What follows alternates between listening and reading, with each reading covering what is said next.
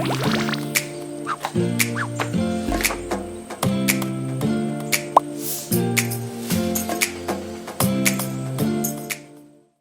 again, this is Dr. Hatem Eleishi from Dr. Hatem Eleishi Medical Center in Cairo, Egypt. The last video of this series about autoimmune rheumatic diseases addressing patients. Can I be off medications someday?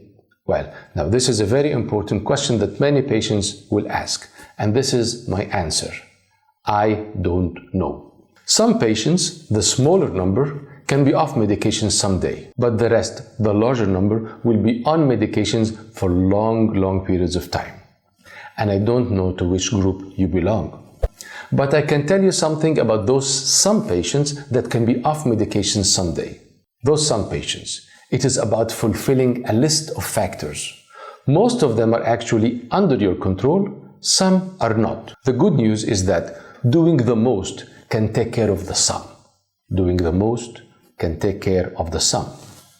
Factors that increase your chances for a better outcome. Factor number 1.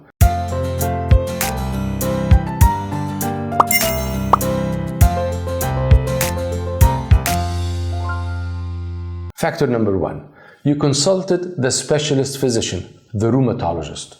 Some patients consult other specialties out of lack of awareness. This is not expected to get them anywhere, of course, on the track of optimal management. Of course, those who rely on consulting Google to self-medicate, or those who consult only herbal shops or rely on other alternative medicine methods are completely off track. Factor number 2. You had the correct diagnosis. To a great extent, this is secured by consulting the right specialty from the start. Factor number 3. You know enough about your disease and are quite aware of the broad lines of the management of your disease. This means you received good patient education from or through your doctor. A well-informed patient is the best treatment partner for the doctor in the management of the disease. Factor number 4. You received the optimal treatment in a timely manner. What is optimal treatment and what is timely manner? Optimal treatment. It is not so easy to always predict which DMARD will work best for every single patient.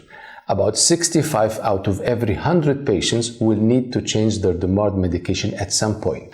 You can refer to the video titled Broad Lines for Prescribing a DMARD for Your Autoimmune Rheumatic Disease for more details about that point.